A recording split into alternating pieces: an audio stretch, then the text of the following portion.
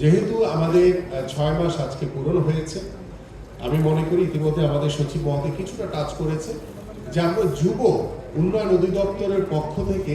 আমাদের ইতিমধ্যে 64টি জেলায় আমরা ফ্রিল্যান্সিং কার্যক্রম আমাদের চলমান রয়েছে এবং ঘরে বসেই আমাদের সেই ফ্রিল্যান্সাররা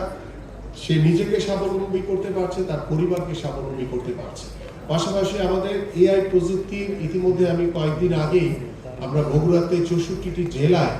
এই এআই প্রযুক্তির যে টুলস ব্যবহার করে কি প্রযুক্তিগুলো ব্যবহার করে আমরা আমাদের সেই যুব বা যুব নারীদেরকে আমরা সেই এআই প্রজেক্টের মাধ্যমে তাদেরকে দক্ষ করে তাদেরকে স্বাবলম্বী করা এবং তাদের কর্মসংস্থানে নিশ্চিত করার কার্যক্রম শুরু করেছে। পাশাপাশি আপনাদের অবগতর জন্য জানাচ্ছি যে আমাদের একটি ওয়ার্ল্ড ব্যাংকের একটি প্রজেক্ট রয়েছে আন প্রজেক্ট, এবং সেই আন প্রজেক্টের মাধ্যমে আমাদের প্রায় 9 লক্ষ যুবক বা যুব নারী তারা প্রশিক্ষণ নেবে এবং সেই প্রশিক্ষণের মাধ্যমে আমাদের যেটি প্রধান লক্ষ্য সেখানে ওয়ার্ল্ড ব্যাংকের যে একটি বেরিয়ার রয়েছে যে সর্বনিম্ন আমরা 60% কর্মসংস্থান নিশ্চিত করতে হবে, এবং আমাদের এই প্রজেক্টটি 250টি উপজেলায় এই প্রশিক্ষণ কার্যক্রম শুরু হবে খুব তাড়াতাড়ি, এবং সেই প্রশিক্ষণের মাধ্যমে আমরা আশা করছি যে 9 লক্ষ যুব বা যুব নারীদের প্রশিক্ষণ নিশ্চিত করে আমরা চেষ্টা করবো 100% যাতে আমরা কর্মসংস্থান ব্যবস্থা করতে পারি, এবং আমরা আশা করছি যে আমরা ইনশাআল্লাহ মিনিমাম আমরা 60% আমরা কর্মসংস্থান নিশ্চিত করতে পারবো এই 250টি উপজেলায়। এবং এটি যদি আমরা করতে না পারি তাহলে কিন্তু ওয়ার্ল্ড ব্যাংক কিন্তু সেই এনজিও গুলো কাজ করছে তাদেরকে কিন্তু বিল প্রদান করবে না। তার মানে কি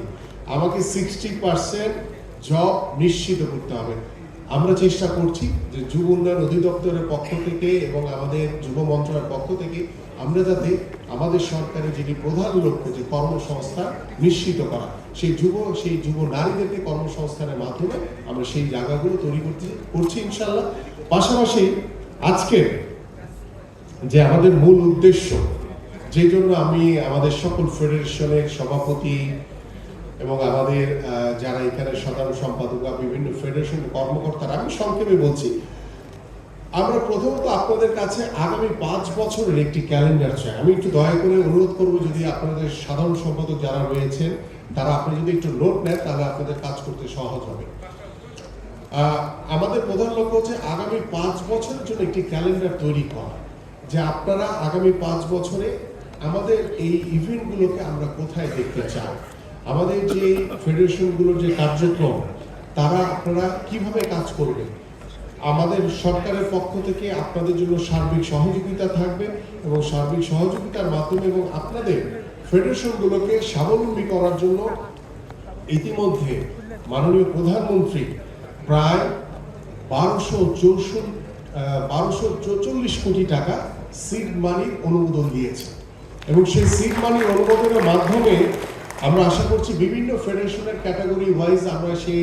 সিড মানিটিকে ভাগ করে দিব, এবং সেই সিড মানির যে লভ্যাংশ যেটা আসবে সেই লভ্যাংশের 25% সিড মানির সাথে অ্যাড হবে, আর 75% প্রত্যেকটি ফেডারেশনকে আমরা বছরে বছরে আপনাদেরকে প্রদান করে দিব। এবং এই প্রদানের মাধ্যমে আমরা আশা করি যে আমাদের ফুটবল থেকে শুরু করে হকি, অন্যান্য আর্চারি, শুটিং যারাই রয়েছে এখানে প্রত্যেকটি ফেডারেশন আমরা সবাই সেই সিড মানি সেই লভ্যাংশটি পেয়ে আপনারা আপনাদের ফেডারেশনকে স্বাবলম্বী করবেন। আপনাদের খেলোয়াড়দের সাথে আপনাদের আরও যে আন্তরিকতা বা আপনাদের যে কার্যক্রম পরিচালনার জন্য যে সহযোগিতা আপনাদের দরকার সেগুলো আপনারা পরিচালনা করতে পারবেন ইনশাআল্লাহ।